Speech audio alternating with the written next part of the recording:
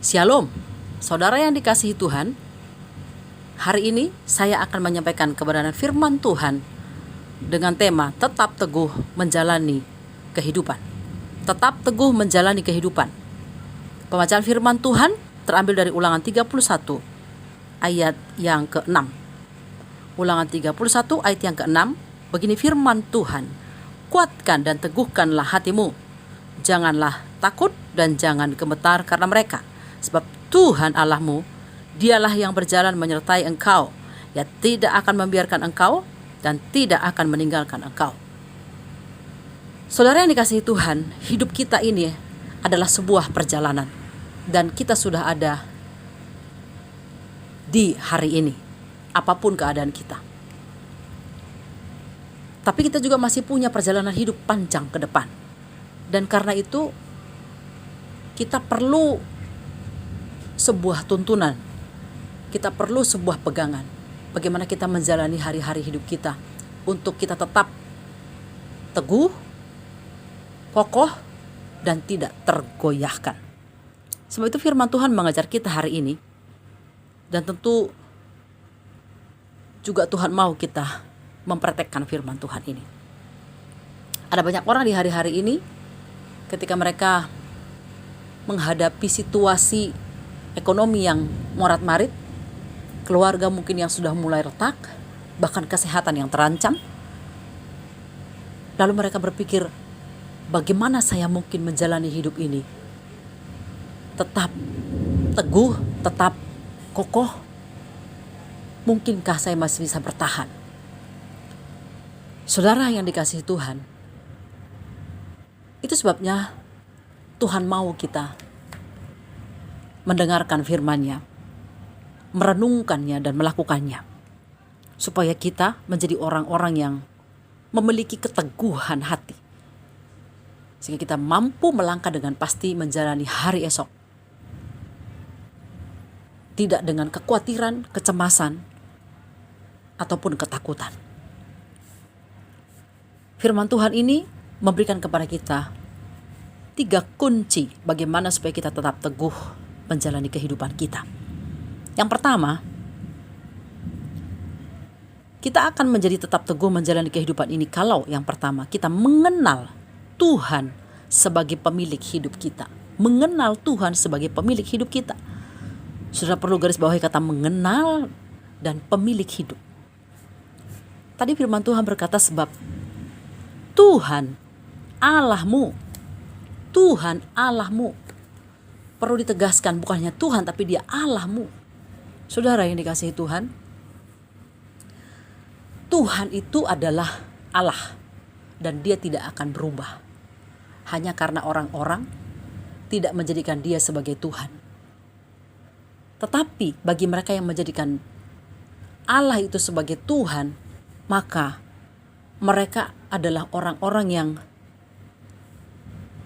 mengalami sebuah perjalanan kehidupan yang selalu memiliki kemenangan. Kenapa Bapak Ibu Saudara? Karena mereka mengenal Tuhan yang mereka sembah. Bahkan mereka sadar betul bahwa Tuhan yang mereka sembah adalah pemilik kehidupan mereka.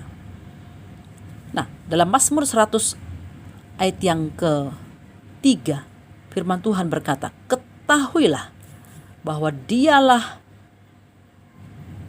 yang menjadikan kita. Punya Dialah kita, umatnya dan kawanan domba gembalaannya. Jadi ini merupakan sebuah penegasan. Kamu harus tahu, ketahuilah bahwa Tuhan itulah yang menjadikan kita. Dan kita ini punya Dia. Kita ini umatnya, kita ini domba gembalaannya. Saudara yang dikasihi Tuhan, untuk mengenal Tuhan sebagai pemilik hidup kita, enggak cukup hanya dengan teori, belajar secara teologi, atau mendengar khotbah. Tapi harus menjadi sebuah pengalaman hidup, bahwa saya memang mengenal siapa pemilik hidup saya. Pemilik hidup saya, ya Tuhan yang menjadikan saya, dan yang pasti tahu bagaimana menuntun saya ke jalan-jalannya yang tidak mungkin mencelakai saya, tapi pasti akan memberikan kepada saya damai sejahtera, keselamatan. Itu sebabnya Paulus berkata dalam suratnya, sebab aku tahu kepada siapa aku percaya. Hari ini apakah saudara tahu kepada siapa saudara percaya? Tahu dalam pengertian mengenal dengan benar. Mengenal karena saudara punya hubungan, punya keintiman, punya komunikasi setiap saat, punya kedekatan melebihi daripada kedekatan orang lain dengan Tuhan. Sehingga saudara memiliki hati yang teguh karena saudara tahu siapa yang memegang hidup saudara.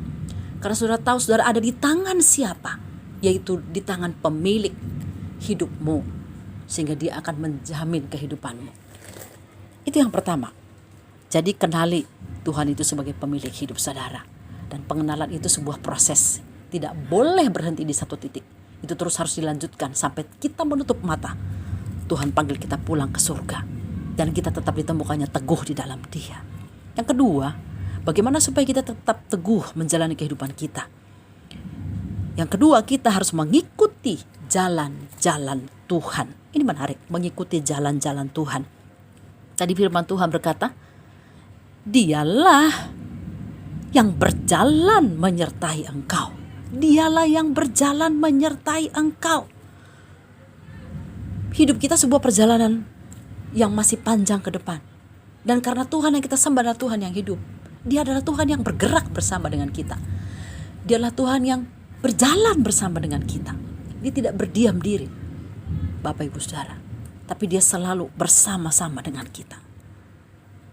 Ya, di dalam Yeremia 10 ayat 23 berkata bahwa manusia itu tidak berkuasa menetapkan langkahnya, tidak berkuasa menentukan setiap jalan-jalan hidupnya. Jadi siapa? Ya Tuhanlah yang merintis jalan bagi kehidupan mereka. Dan ketika mereka membiarkan Tuhan merintis jalan bagi kehidupannya, maka mereka akan selalu belajar juga mengikuti jejaknya Tuhan, mengikuti langkah-langkahnya Tuhan. Mereka tidak akan tertinggal atau mereka tidak akan mendahului Tuhan, tapi selalu akan berpegang kepada tangan Tuhan dan memberi tangan mereka dipegang oleh Tuhan. Saudara yang dikasihi Tuhan, itu sebabnya Musa berkata kepada Tuhan ketika setelah terjadi bangsa Israel menyembah kepada patung anak lembu emas yang dibuat oleh Harun, karena Musa terlalu lama di Gunung Sinai. Dan ketika Musa turun, Musa marah dan Tuhan berkata juga kepada Musa, pimpin bangsamu itu. Aku tidak mau lagi berjalan bersama dengan mereka. Tetapi kemudian Musa meminta kemurahan Tuhan. Musa mendamaikan umat itu dengan Tuhan. Dan Musa berkata kepada Tuhan, Tuhan, dari manakah bangsa lain tahu bahwa kami punya Tuhan jika engkau tidak bersama dengan kami? Dan dia berkata, bila engkau tidak bersama dengan kami tidak akan pergi dan jangan suruh kami pergi. Saudara, seperti pujian berkata, bila engkau tak bersertaku, ku tak mau berjalan. Memang Bapak Ibu Saudara, kita jangan sok pintar, jangan sok tahu dalam hidup ini. Tapi mari kita belajar untuk mengikuti setiap jalan-jalan Tuhan. Meskipun jalan-jalan itu seperti terasa lembah, duri, ada kerikil-kerikil tajam di sana. Tapi yang terpenting bukanlah bagaimana situasi jalan yang kita sedang hadapi dalam hidup ini, tapi siapa yang berjalan bersama dengan kita. Itu jauh lebih penting. Karena ketika kita tidak sanggup lagi, karena kita tidak mampu lagi, bahkan Tuhan berkata, sampai masa tuamu, aku Yesus tetap dia, dan aku menggendong kamu sampai masa putih rambutmu. Tuhan tahu kemampuan dan keterbatasan kekuatan kita.